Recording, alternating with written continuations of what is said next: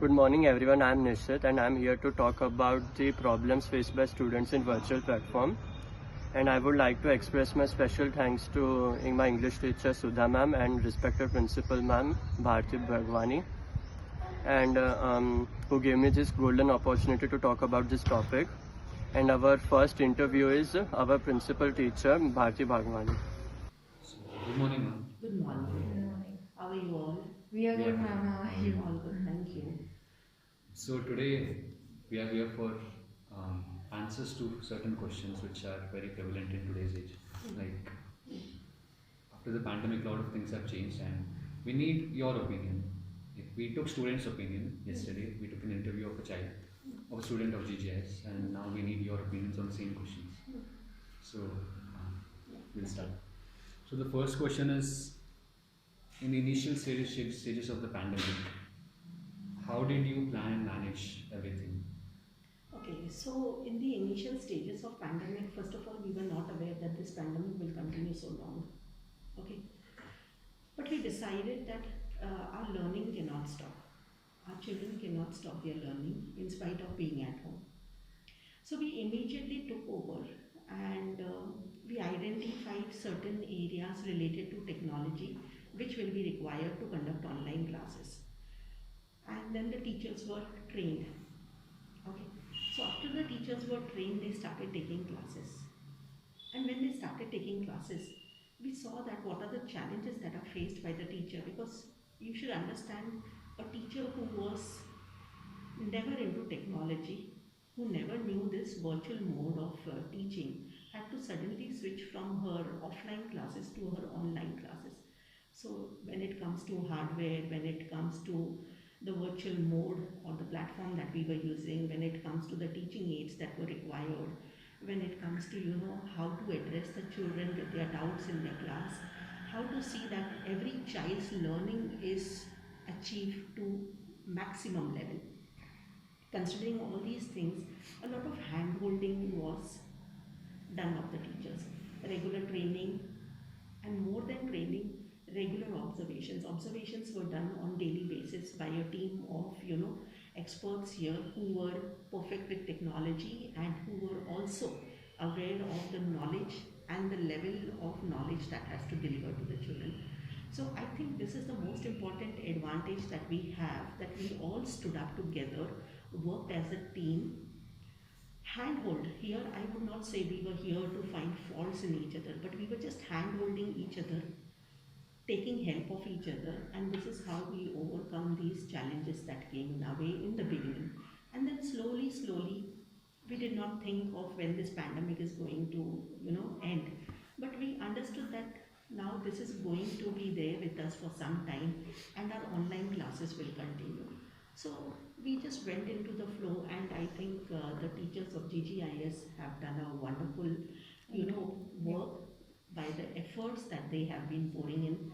The constant touch that was there between the teachers and the students was amazing, because I am in lots of WhatsApp groups and I see the coordination that the teachers were doing.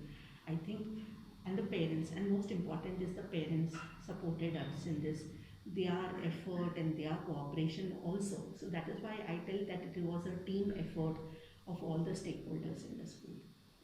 Agree. Yeah.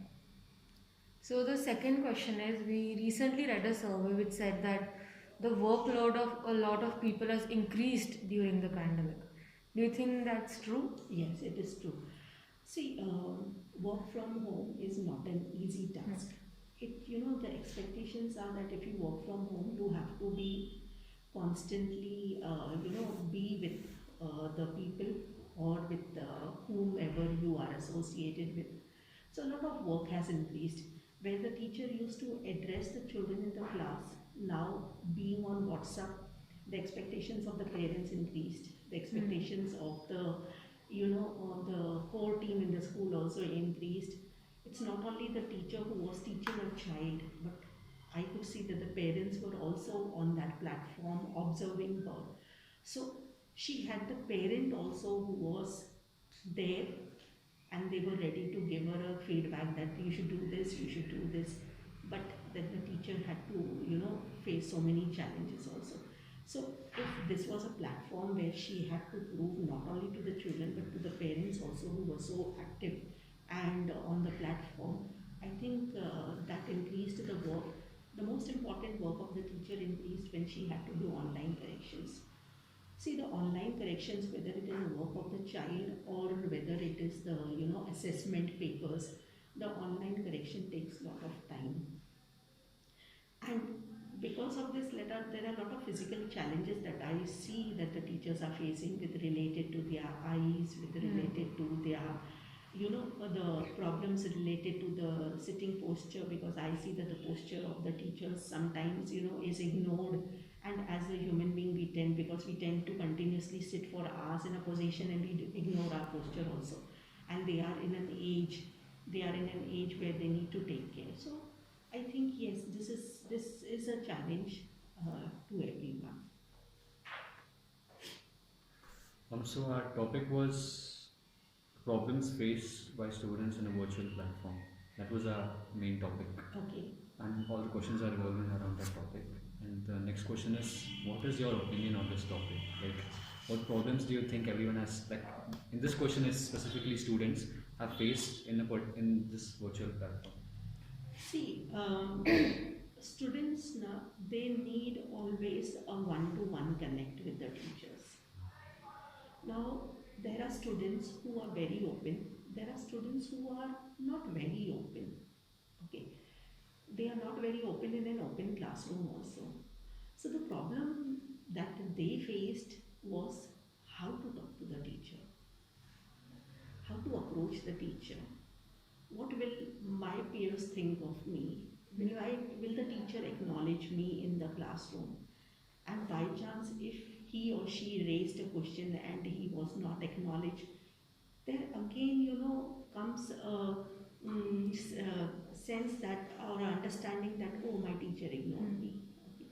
But she did not ignore. She has children in the class, and in a virtual mode, maybe your voice did not reach her, maybe she did not understand the response that you were expecting from her.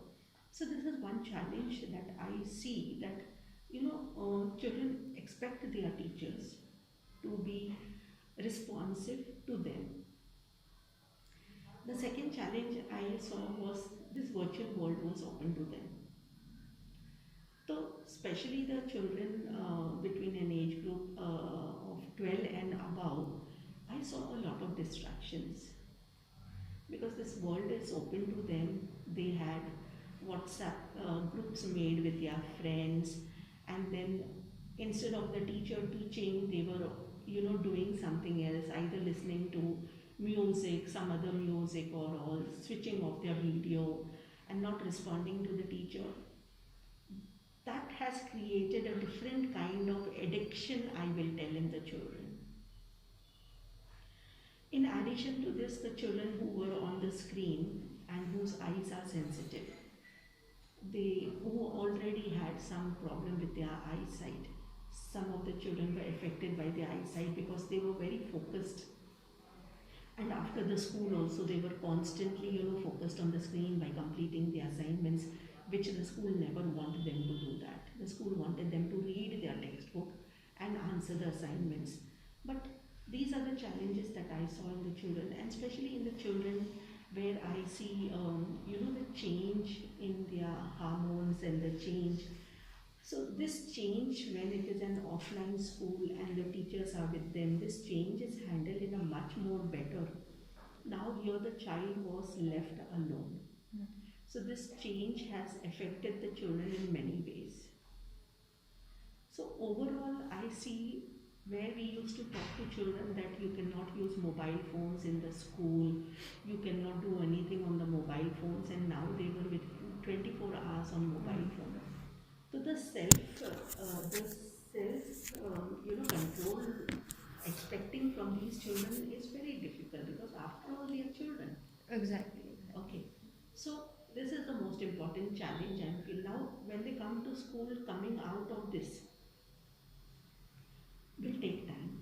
And the last most important challenge I saw is that the children were in their comfort level. They used to get up from sleep and sit and attend the class. Now they will have to come out of the comfort level. So when you have to come out of the comfort level, you will again see, you face a problem. So there are children who might not initially be comfortable when coming to offline school because their daily routine was completely changed, and now the daily routine will be completely changed. So this will be a shift. So initially there was a shift from offline to online, and now the shift from online to offline. Hmm. I agree. Yeah. So the next question is, according to a survey, 57% of students in India and more than half of students worldwide have faced a lot of mental health problems when the online mode started. So what is your opinion about that? See, I'm not sure about this survey being conducted, but yes, as a principal also, I am connected to many children who are facing this, this different state of mind. I will not call it as a problem, but this is altogether a different state of mind where we are expecting children of age group 11 and 12 to have a control on themselves. How can children have? With this, a lot of emotional disturbance I see in the children. Yeah. So emotional disturbance in terms of they cannot control their anger, or they feel low. They feel low in their confidence also. So all these things are a part of mental well-being. But uh, when I keep on talking to the children, I always tell them that, see, this is a very important phase, and this phase is actually teaching you how to control. And that is why I always tell them, do meditation. So when you do meditation, you develop into a habit of meditation, you start controlling your emotions, you start controlling your mind, which is very difficult. Exactly. One more advantage I see in this, all those children who have learned this technique of controlling themselves, controlling their emotions under certain situations, I think later on in their life they will be more stable. So yes, mental well-being is a concern, but I feel children are now smart enough, and if they follow certain routine of doing little bit of meditation, because when we do physical exercises also, mental well-being is also very important. So all those children who have been with the PE teachers and who have been following the regular classes, I think they will get the benefit. The other children slowly will learn how to deal with it. But I feel like when we switched to the online mode, when we were trapped in, I wouldn't say trapped, but for the kids, I would feel like it would be trapped. Yes, So yes. they would be alone with their thoughts for a very long time. So I think that is one of the reasons why they isolate themselves. They did not attend classes, did not talk to anyone. Yeah. So they don't have that energy physically and mentally to do meditation or any physical exercise. Yes, Nehal, I do agree, but here the parents and the teachers play a very important role. Exactly, agreed. Okay. In the beginning itself, we really did not understand. Slowly, when this increased, see, we started, we never knew that it will continue so long. 1 year passed, and now we are completing 2 years of this pandemic also, where the children had to be in home initially. Children who were supposed to be out, play, talk, laugh, they were restricted in their houses. Okay, when they were restricted in their houses, they adopted ways, different ways of finding out some leisure or some joy in some activity, and that has led to some kind of these mental disturbances. I do understand, I talk to so many children, and I do understand that there are so many negative thoughts that come, and negative thoughts are more powerful than any positive thought. Agreed, yes. Okay, so how to control these negative thoughts? And these can be controlled only children, if the children have hobbies. So if we do not have hobbies, we could develop at that time, or we could have guidance to develop. So hobbies like listening to music, doing some kind of artwork, dancing, all these things will increase your positive thoughts and will decline your negative thoughts. So children who were very good in art also, I saw that they were not doing, because somewhere over a period of time, first of all, addiction to the mobile. I could see children of grade 9, 10th, 11th, 12th were constantly watching some kind of series and were continuously involved in some kind of movement on the screen. Other than that, they had no other option to do it. Okay, so they got into that flow. It's very important to come out of the flow, and because of this, sleeping was late. Then you cannot get up in the morning because you sleep late. If you don't sleep, children of your age should sleep at least for 8 hours a day. And if you do not get that sleep, you are disturbed the next day. And when you are disturbed, all these negative emotions will overpower you. So it's very important, to lead a disciplined life to some extent. And that is like you get up on time and you sleep on time. You know how you need to control yourself when it comes to certain areas. If the child is able to do that, which is very difficult, I do not expect every child to do that the way I am talking, but at least that self control is required. Agreed, ma'am. So one of the questions was, we all know what were the cons of being in the pandemic and being stuck at home, and but for some children it was different, right? Everyone reacts at a certain circumstance differently, right? So what do you think is one of the what do you think the students have gained from the pandemic? Children have become more smart with respect to technology. Um, Children know and they are ready in future that if any kind of this situation comes, how they need to cope. So I think this experience has taught the children to accept life, accept changes in life, and how to move on. So this is a positive side of this pandemic that I see. Not only in the children who are in grade 9, 10, but all the other children also, The younger ones. the younger ones also. See, the younger ones also understood that if a situation comes where I have to be in my house for so many days, I know what to do. More than this, in many cases, I have seen that the family came together. Initially, when the family was like both the parents were working, children were studying, the kind of bond that was required was not there because everyone was busy in their own. This kind of a situation helped the families to come together, helped them to spend time with each other, helped them that okay, this is a situation we have to tolerate each other. How much you can we tolerate also, that was also a testing of that time. So these are certain advantages. More than all these things, I feel the children of this generation will learn how to move on and how to handle challenges of life. Yes, Ma'am, so the last question is, we obviously know that the virtual mode has been hard on the students as well as the teachers. So what advice would you give the students to overcome this fear of the virtual mode? See, if you have to overcome any fear, my advice is to face it. Okay, don't run away from it. So suppose if you have the fear of, how will I cope up? There are some children who have not seen this school. So there are many 11th standard children who did not see the school. Now they will come to school. When they come to school, this is a new school for them. There will be new children who will be with them. So it may not be easy for them, and it may not be easy for the existing children also to accept them.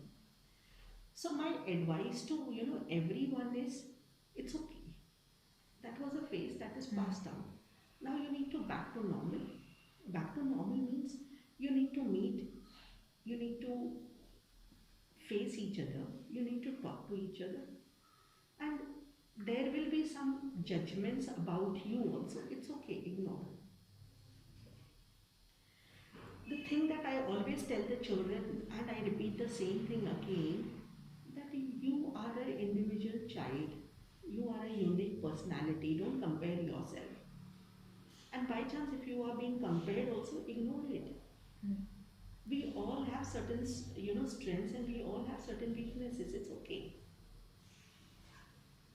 So that's only the advice that I want to give to the children. Please come out of all the inhibitions, okay? And this can happen only when you are a part of the school. So it's okay. You come, we will see how it is, and we will take care of it. Because one more advice I want to give to all those children, especially of this middle school, secondary, and senior secondary children, that see, this is a school which is allowing you to face the challenges, which is helping you also to overcome. This is a platform where you are learning, and all this learning will help you when you move out of the school. So, Saturday we had the alumni meet. If you talk to your alumni also, you will see that whatever they have learned in school, suppose you were a part of the prefect body, you were the head boy, or you were the head girl, or you were in the music department, or you were in the dance department, you were participating in the annual day. All these things help you later in your life. And all those children have realized now that how the school activities and events help them to mold as a personality, which is great. So it's just for the children, whether it's online or offline, be a part of everything, is what I want to tell them. You don't know where to be a part of it, take help from your teachers, take Explore. guidance from your teacher. Just never let this opportunity go away from you. And even though this change was very drastic for everyone, at a point we had to come together and work together. Right? Yes. And it was a great learning experience for everyone. Exactly, agreed. Yeah. It was a great interview. Now we move ahead with our next interviewee, Rashi Tiwari from GG International School, studying in class 12th. Good morning, everyone. My name is Parth, and I am here with my classmate Anish. Today, we are going to be interviewing Rashi Tiwari from the same class regarding the problems faced by students in the virtual platform. So, to start it off, Anish will be asking the first question. Good morning, Rashi. On the Good initial morning. stages of pandemic, how did you plan and manage things for online classes? Initially, it was definitely something very new.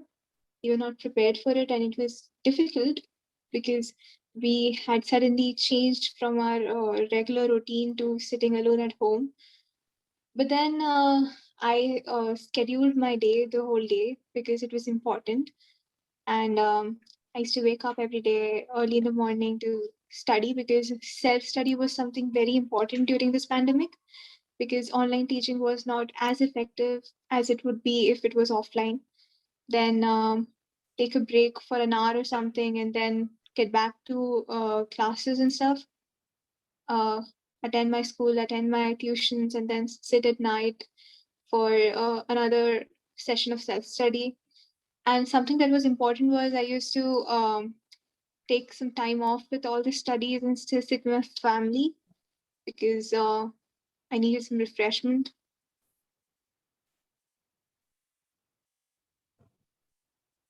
So, you know, we've recently read a survey which said that a lot of people feel workload has immensely increased during the time of the pandemic. So, do you think that's true? Or is it just mental stress because we've not been spending such a long period of time at home? I think it's definitely both of them because workload has increased, definitely, because we have to put a lot more efforts because we are at home and we are at the comfort of home. So definitely the workload has increased, and mental stress has also increased because, as you said, we are not used to being at home for such a long time. What is your opinion about this topic? I mean, what problems do you think students have faced in virtual platform and how has it impacted the student body? there are a number of problems that the students have experienced. Like, first of all, there are the connectivity or network problems, and then there were the device problems that from the devices they were logging in with. Then, because we were at home and there were all of our family members doing their own work, there were a lot of disturbances during the classes, definitely.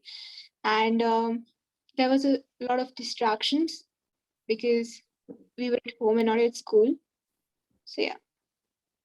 Do you We think have heard many students. students, no, do you think students have uh, used the excuse of getting connectivity issues to get out of classes?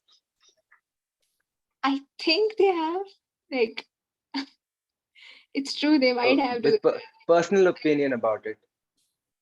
Um, being at home, I don't think anyone else, like anyone on the Zoom meeting would uh, can do much about a student getting out of the class. So yeah, people have used it. Yeah. Sorry, Anish. Yeah. Okay.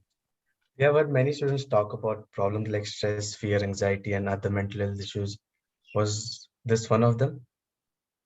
Yes, it was because uh, we had changed from our daily routine of being in a school with 30, 40 students around us, and to a room where we were all alone in front of a computer where we couldn't be doing much about it. So yeah, definitely there was stress, fear, anxiety among all of us because it was also new, right?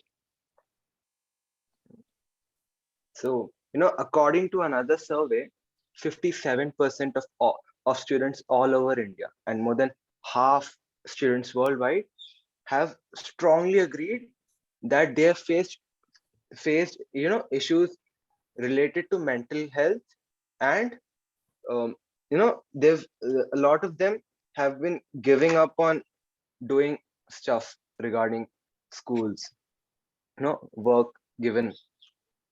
What do you think about it? Mental health has been affected.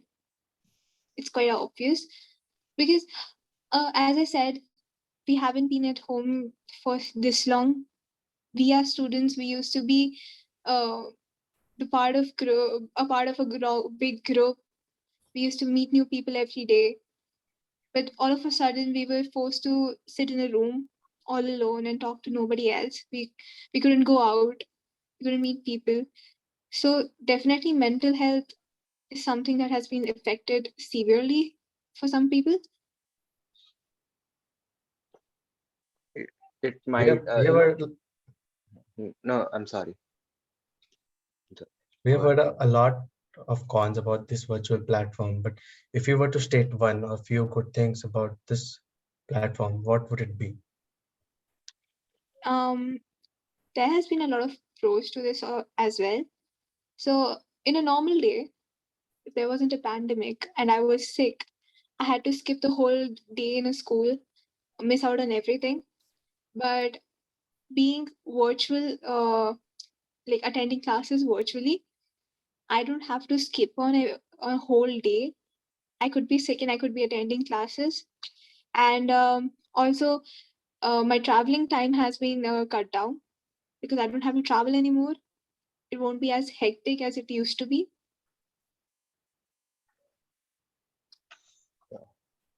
So, we obviously know that students as well as teachers have faced a lot of issues adapting to the virtual platform and managing it. So, with personal experience, do you think you have any opinions or advices, or think you could say stuff that would help the students overcome the fear of the virtual platform? It has been a difficult time. It is something new. And getting back to how it used to be before all this is going to be very difficult. And we need to know that we are not in this alone. All of us are together in this. So, staying in contact with all of our friends, calling them up, say, Checking up on them. yeah, checking up on them, occasionally video calling them.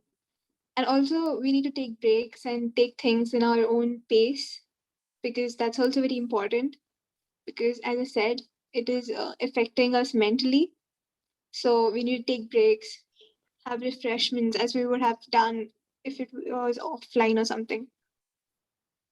Yeah, this is actually really true, because now that you don't meet everyone on a regular basis, you don't know what the other guy is going through or girl is going through. So checking up on them is really, really important. Exactly, exactly. Thank you, Rashi.